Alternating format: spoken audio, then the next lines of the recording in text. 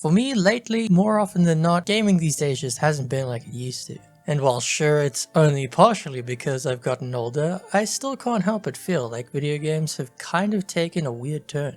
With modern titles seemingly opting to make every game live service, massively multiplayer, and a battle pass with cash grabby releases every month. And it's for this reason why I find myself often missing the single player experience. Now obviously that isn't to say that hanging with friends online isn't fun, but sometimes for whatever reason you aren't always able to hop online with them, since a lot of games these days have a strong emphasis on being entirely multiplayer. Solo queuing, especially in games that take on a more competitive stance, can feel awful because the lobby is just irradiated with toxic behavior. I'm just saying, sometimes I just don't feel like waiting for a 90 gig update. I need to grind away for 3 hours not having fun while some guy takes his bad day out on the entire lobby and being at the mercy of a kid who stole his parents' credit card. Don't get me wrong, even the single player games can be just 15-hour advertised a lot of the time. With the overuse of padding it with nonsense fetch quests that are clearly just to make the game have a longer playtime among other things. And that isn't even accounting for the games that were released unfinished or rushed and very buggy. God bless the indie dev scene. Y'all out here doing the most, and if not for you, gaming would be a lot less fun. But I digress. I instead find myself gravitating back towards simpler days of the mostly linear storytelling route. I won't lie, I do enjoy a fair bit of older titles, and a lot of them are drowning in pools of nostalgia, yes. But one such game stands out above the rest in my memory as one of my all-time favorites, and it's not all nostalgia. Corvo, if only there was someone else I trusted to send, so that you could remain near. But there is no one else. And the Spy Master was right to insist that I send you.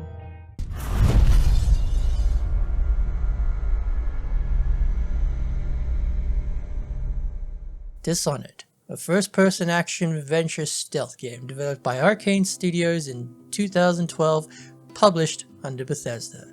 And despite my own personal biases, I think it stands out on its own merits as a genuinely well-executed game. Here's where some of you more observant viewers will notice a reoccurring theme with some of my videos. Like a lot of things I love, I always seem to be late to the party in terms of getting into them. That's to say, I hadn't even heard of or actually played Dishonored until 5 years after its release. Naturally, after being a first timer to Dishonored, I did the classic thing of blazing through sparing not a soul in a very chaotic run.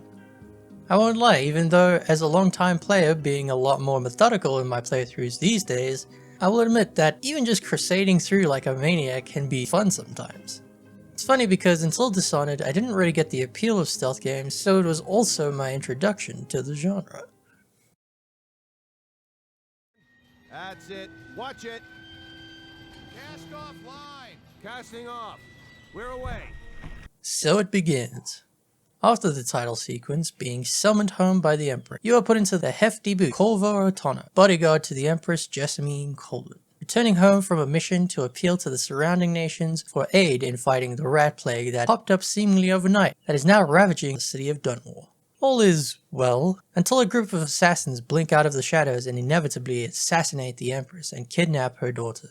It's not long until the Royal Spy Master and the guards investigate to find you standing over the very person you're sworn to protect. Before you get any time to explain yourself, you are detained, tortured, and locked away in prison until a mysterious note arrives at your cell from a supposed ally. Here it's revealed that this was all a plot to overthrow the Empress.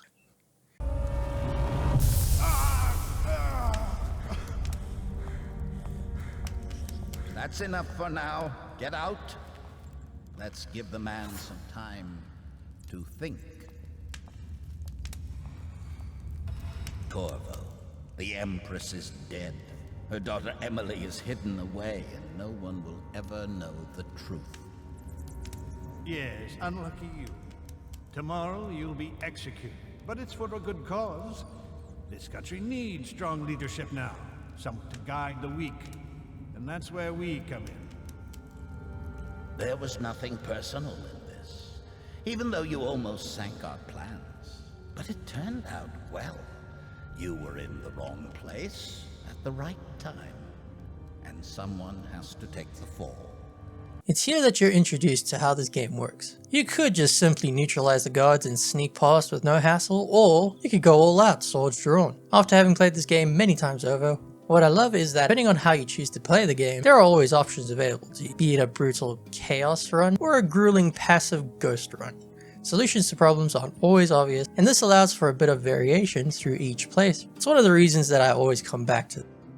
A bit further on, we are introduced to the Loyalists, a seemingly well-meaning group of individuals that know you've been framed and plan on helping you clear your good name. You are then able to turn in for the night, but not without being visited by a handsome stranger in a dream. This is where you meet the Outsider, in his domain the Void, a place that you draw your new powers from, and they're pretty neat.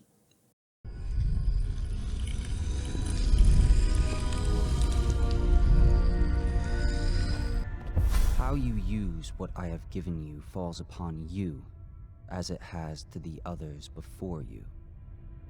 And now I return you to your world, but know that I will be watching with great interest. For one, you could increase your ability to traverse the world, or be really good at being sneaky, or really good at making the rat problem worse. Hell, you can even be the rats. The game, of course, is not without its flaws. For example, there are bugs in the game, however few they may be, but not entirely game-breaking.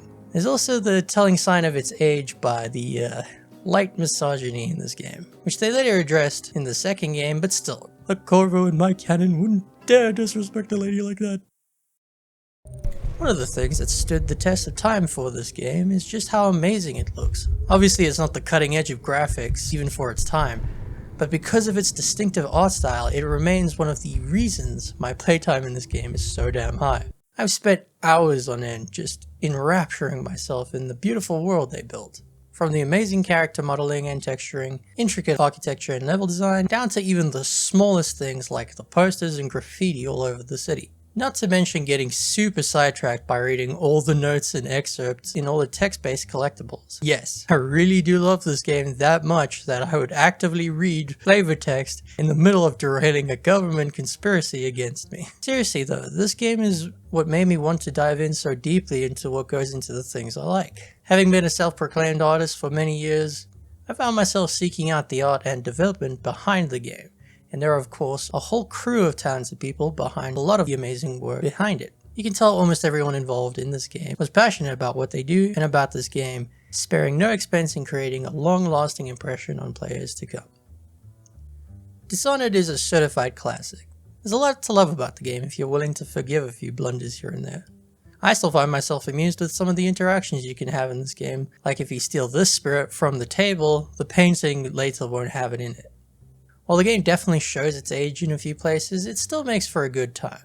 Don't get me wrong, there is meant to be a pretty serious tone. But with the way the game behaves sometimes, and depending on how well you know the game, some things are just funny accidentally in passing. And even while recording gameplay for this video, I found a new way to challenge myself by hiding all the screen elements so that it looks like a movie. Which if you haven't played Dishonored like this, let me tell you, it's super hard not knowing if you've ruined a run when you can't even see if someone noticed you or not knowing how much health or mana you're at. So there's a fun challenge for some of you veterans to try if you haven't already.